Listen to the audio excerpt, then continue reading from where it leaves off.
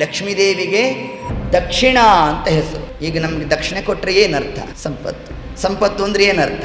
ಲಕ್ಷ್ಮೀದೇವಿ ಬಂದು ಅಂತ. ಹಾಗಾದ್ರೆ ದಕ್ಷಿಣ ಅಂದರೆ ಯಾರು? ಲಕ್ಷ್ಮೀದೇವಿ.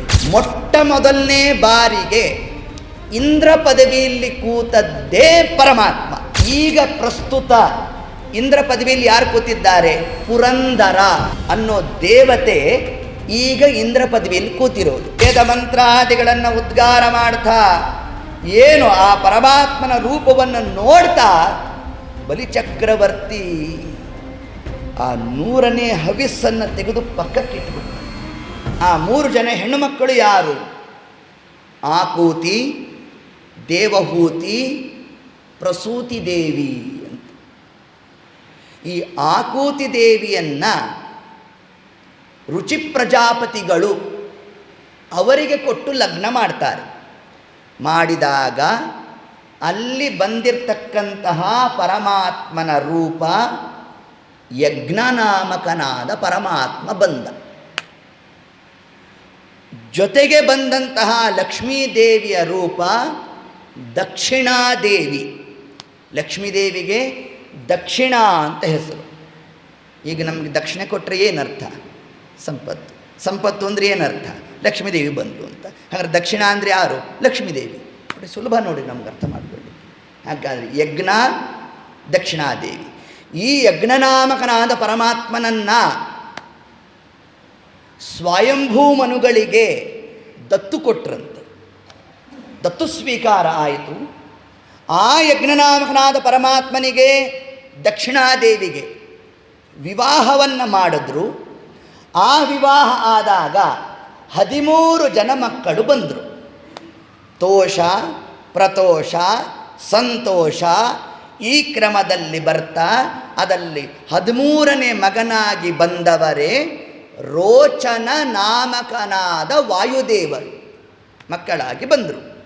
ಈ ಯಜ್ಞನಾಮಕನಾದ ಪರಮಾತ್ಮನ ರೂಪದ ವೈಶಿಷ್ಟ್ಯ ಏನು ಅಂತಂದರೆ, ಮೊಟ್ಟ ಮೊದಲನೇ ಬಾರಿಗೆ ಇಂದ್ರ ಪದವಿಯಲ್ಲಿ ಕೂತದ್ದೇ ಪರಮಾತ್ಮ. ನಮ್ಮದೊಂದು ತಪ್ಪು ಕಲ್ಪನೆ ಇದೆ. ಇಂದ್ರದೇವರು ಅಂತಂದರೆ ದೇವತೆಯ ಹೆಸರೇ ಇಂದ್ರ ಅಂತ ಅಂದ್ಕೊಂಡಿದ್ದೇವೆ. ಅಲ್ಲ. ಈಗ ಪ್ರಧಾನಮಂತ್ರಿಗಳು ಬಂದರು ಅಂತಂದರೆ ಅವರ ಹೆಸರೇ ಪ್ರಧಾನಮಂತ್ರಿಗಳಲ್ಲ. ಆ ಪದವಿಯಲ್ಲಿರೋದ್ರಿಂದ ಅವ್ರನ್ನೇನಂತ ಕರಿತೇವೆ? ಪ್ರಧಾನಮಂತ್ರಿಗಳು ಅಂತ ಕರಿತೇವೆ. ಡಾಕ್ಟ್ರು ಬಂದರು ಅಂತಂದ್ವಿ, ಅವರ ಹೆಸರೇ ಡಾಕ್ಟ್ರಾ? ಅಲ್ಲ, ಅವರ ವೃತ್ತಿ ಅದು. ವೃತ್ತಿಯನ್ನು ನೋಡಿ ಅದನ್ನೇ ಸಂಬೋಧನೆ ಮಾಡೋದು ಲೋಕನೀತಿ. ಅದರಂತೆ ಇಂದ್ರ ಅನ್ನೋದು ಒಂದು ಪದವಿ. ಆ ಪದವಿಯಲ್ಲಿ ಮೊದಲಿಗೆ ಕೂತವ್ರು ಯಾರು? ಸಾಕ್ಷಾತ್ ಪರಮಾತ್ಮ ಕೂತ. ತಾನು ತೋರಿಸಿಕೊಟ್ಟ ಹೇಗೆ ರಾಜ್ಯ ಪಾಲನೆ ಮಾಡಬೇಕು ಅಂತ ಹೇಳ್ತಾ, ತನ್ನ ತರುವಾಯ ಆ ಸ್ಥಾನದಲ್ಲಿ ತನ್ನ 13ನೇ ಮಗನಾದ ವಾಯುದೇವರನ್ನು, ರೋಚನನಾದಂತಹ ವಾಯುದೇವರನ್ನು ಕೂಡಿಸಿದ ಪರಮಾತ್ಮ. ಈಗ ಪ್ರಸ್ತುತ ಇಂದ್ರ ಪದವಿಯಲ್ಲಿ ಯಾರು ಕೂತಿದ್ದಾರೆ? ಪುರಂದರ ಅನ್ನೋ ದೇವತೆ ಈಗ ಇಂದ್ರ ಪದವಿಯಲ್ಲಿ ಕೂತಿರೋದು. ಮುಂದೆ ಇಂದ್ರ ಪದವಿಯಲ್ಲಿ ಯಾರು ಕೂತ್ಕೊತಾರೆ ಅಂತಂದರೆ, ದೀಪಾವಳಿ ಸಮಯದಲ್ಲಿ ನಾವು ಯಾರು ಪೂಜೆ ಮಾಡ್ತೇವೆ? ಬಲಿ ಚಕ್ರವರ್ತಿ, ಬಲಿ ಪಾಡ್ಯಮಿ. ಹೌದಾ? ಯಾಕೆ ಮಾಡ್ತೇವೆ? ಬಲಿ ಪಾಡ್ಯಮಿ ಅಂತ ಯಾಕೆ ಮಾಡ್ತೇವೆ? ಬಲಿ ಚಕ್ರವರ್ತಿಯನ್ನು ಉದ್ದೇಶಿಸಿ ನಾವು ಯಾಕೆ ಮಾಡ್ತಾ ಇದ್ದೇವೆ? ಭಾವಿ ಇಂದ್ರ, ಮುಂದೆ ಇಂದ್ರ ಪದವಿಗೆ ಬರೋನು. ಆದ್ದರಿಂದ ದೇವರ ಆಜ್ಞೆ ಮಾಡ್ದ, ಯಾವ ಬಲಿಚಕ್ರವರ್ತಿ ತಾನು ಇಂದ್ರ ಪದವಿ ಪ್ರಾಪ್ತಿಗಾಗಿ 99 ಯಾಗವನ್ನು ಮುಗಿಸ್ಬಿಟ್ಟಿದ್ದ. ಇಂದ್ರ ಪದವಿಯ ಪೋಸ್ಟ್, ಆ ಪೋಸ್ಟ್ಗೆ ಬರಬೇಕಾದರೆ ಅರ್ಹತೆ ಏನು? ಈಗ ಡಾಕ್ಟರ್ ಸೀಟ್ ಸಿಗಬೇಕಾದರೆ ಅರ್ಹತೆ ಏನು? 1ರಿಂದ 10ನೇ ಕ್ಲಾಸ್ ತನಕ ಓದಿರಬೇಕು, PUC ಚೆನ್ನಾಗಾಗಿರಬೇಕು. ಇದಾದ ಮೇಲೆ ನೀಟ್ನ ನೀಟಾಗಿ ಪಾಸ ಮಾಡಿರ್ಬೇಕು. ಹಿಂಗೆಲ್ಲ ಮಾಡಿದರೆ ಪ್ರವೇಶ. ಹೌದಾ? ಹೇಗೋ ಅದರಂತೆ ಇಂದ್ರ ಪದವಿ ಪ್ರಾಪ್ತಿ ಆಗಬೇಕಾದರೆ ಶತಕ್ರತುಗಳು ಆಗಿರಬೇಕು. ಅದಕ್ಕೆ ಇಂದ್ರನಿಗೆ ಒಂದು ಹೆಸರು ಶತಕ್ರತು ಅಂತ. 100 ಶತ ಅಂದರೆ 100, ಕ್ರತು ಅಂದರೆ ಯಜ್ಞ. 100 ಯಜ್ಞ ಮಾಡಿದರೆ ಇಂದ್ರ ಪದವಿ ಪ್ರಾಪ್ತಿ. ಇದರ ಅಪೇಕ್ಷಿತನಾಗಿ ಬಲೀಂದ್ರ ತಾನೇನು ಮಾಡ್ದ, ತಾನು 99 ಯಾಗವನ್ನು ಮುಗಿಸ್ಬಿಟ್ಟಿದ್ದ. ಆಚಾರ್ಯರು ಶುಕ್ರಾಚಾರ್ಯರು ಅವರು ನಿಂತು ಕಾರ್ಯವನ್ನು ನಡೆಸ್ತಾ ಇದ್ದರು. ಆಗ ಅದಿತಿ ದೇವಿ ಕಶ್ಯಪರಲ್ಲಿ ಪರಮಾತ್ಮ ತಾನು ತನ್ನ ರೂಪವನ್ನು ಪ್ರಕಟ ಮಾಡಿದ್ದೇ ವಾಮನ ರೂಪ. ಅವತಾರ ಮಾಡಿದ ಕ್ಷಣ ಮಾತ್ರದಲ್ಲೇ 5 ವರ್ಷದ ವಟು ರೂಪವನ್ನು ಧಾರಣೆ ಮಾಡಿಬಿಟ್ಟ ಪರಮಾತ್ಮ. ಬಂಗಾರದ ಜನಿವಾರವನ್ನು ಧಾರಣೆ ಮಾಡಿದ್ದಾನಂತೆ. ಹೀಗೆ ಪರಮಾತ್ಮ ತಾನು ಬಲೀಂದ್ರನ ಯಾಗ ಮಂಟಪಕ್ಕೆ ಬರ್ತಾ ಇದ್ದರೆ ಕೊನೇ ಹವಿಸ್ಸು ಪೂರ್ಣಾಹುತಿಯ ಕಾಲ ಸ್ವಾಹ ಅಂತ ಹೇಳಿ ಹಾಕ್ಬಿಟ್ಟಿದ್ರೆ ಇಂದ್ರ ಪದವಿ ಪ್ರಾಪ್ತಿ ಆಗಬೇಕಾಯಿತು.